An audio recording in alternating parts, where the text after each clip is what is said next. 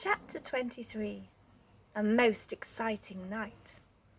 If only we can creep up the slippery slip that turns right round and round in the middle of the trunk and get to Moonface's at the top, we should be able to help him, said Joe, feeling about for the trap door.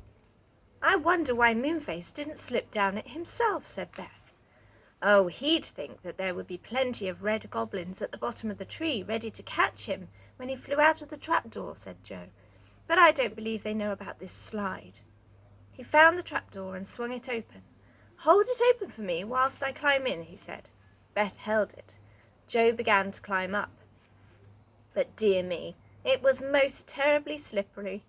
He simply couldn't manage to get up the slippery slip at all. As fast as he climbed up a little way, he slid down again. He groaned. Oh, this is awful. We can never get up this way. I shall keep slipping down all the time. Let me try, said Beth eagerly. So Joe slid out of the trapdoor and Beth crept in, but it was just the same for her as for Joe. The slide was far too steep and slippery to be climbed. Wisha, wisha, wisha, said the trees nearby. Beth ran to one, put her arms round its trunk and pressed her left ear to it. She listened. Tell the squirrel to go, whispered the leaves. Tell the squirrel to go. Red Squirrel, you go up, said Beth at once. Can you manage to, do you think? Yes, said the squirrel. I have claws on my feet to hold with, and I'm used to climbing. But what's the use of me going? I'm not clever enough to make plans with Moonface. Wisha, wisha, wisha, said the trees loudly.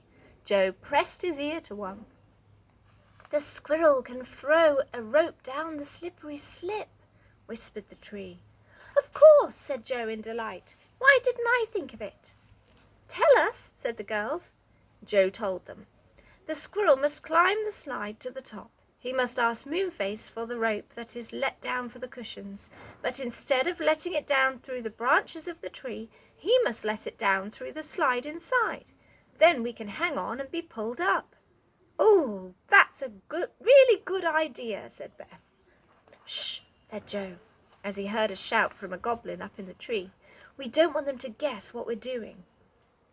The goblins are coming down, whispered Franny in alarm. I can hear them. What shall we do?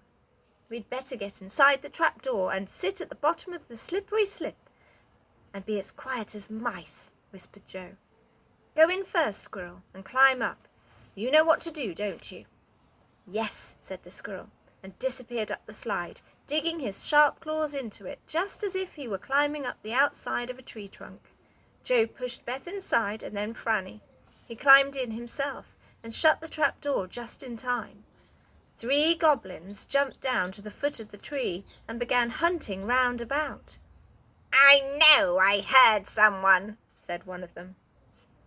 Well, so long as we don't let them pass us up the tree, they can't do much, said another with a laugh.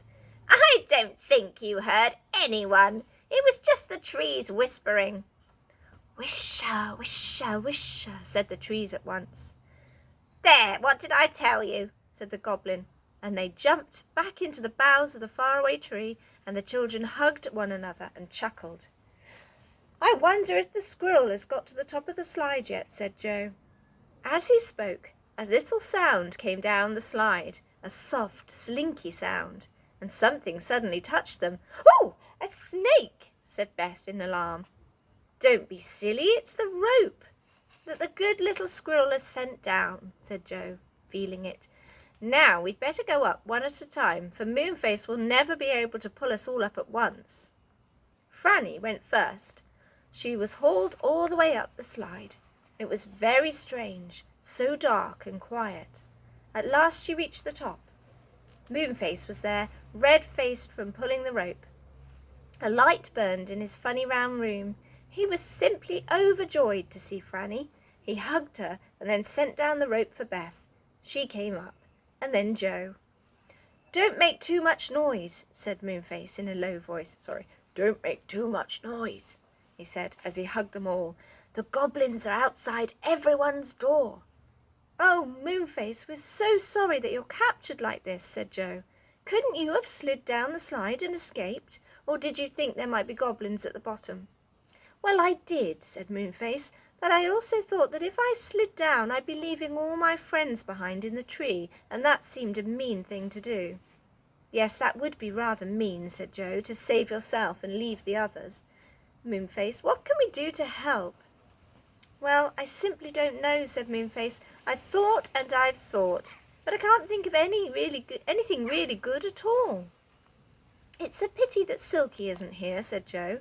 We could talk it all over with her then. She's clever. We can't possibly get to her, said Moonface. She's locked in, just as I am. Joe! Moonface, said Franny suddenly, her face red with excitement. I've thought of a way to help. What? Cried the others. Well, couldn't the red squirrel slip down the slide out of the trapdoor and take a note to the elves in the wood? Asked Franny. Do you remember how we helped them when we first came to the wood, and they said they would always be pleased to help us if we ever wanted them? Yes, but how could they help? Asked Moonface doubtfully. Nobody quite knew, but Joe suddenly nodded his head and gave a squeal. Shh, said everyone at once. Sorry, said Joe, but I've really got an idea at last. Listen, the red squirrel can tell the elves to come up here in crowds. We'll pull them up on the rope. Then Moonface can shout to the goblins outside that he'll tell them the magic spells they want to know. And when they open the door, the elves and all of us can pour out and overpower the goblins. That is a splendid idea, said Moonface, looking at Joe in admiration. Simply wonderful, said the girls. Joe was pleased. And we'll unlock everyone's doors and they can all join in. My goodness, this is going to be exciting. Can you see how dreadfully angry the angry pixie will be? And Mr. What's-his-name? Those goblins had better watch out. Everyone chuckled. The red squirrel touched Joe's knee. Will you give me the note then? He said.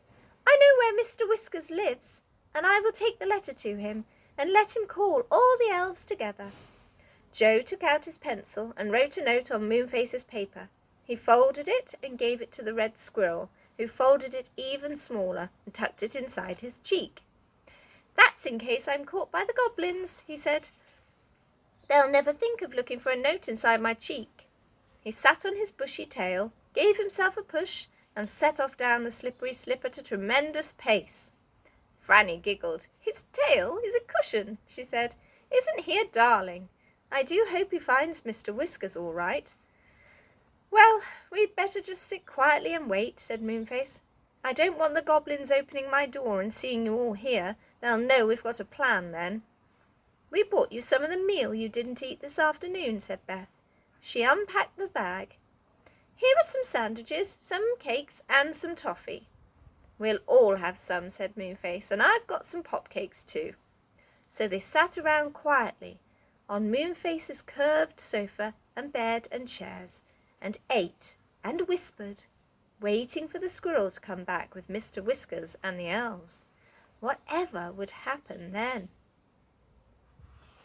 We've all got to wait for chapter 24. The red goblins get a shock. Exciting.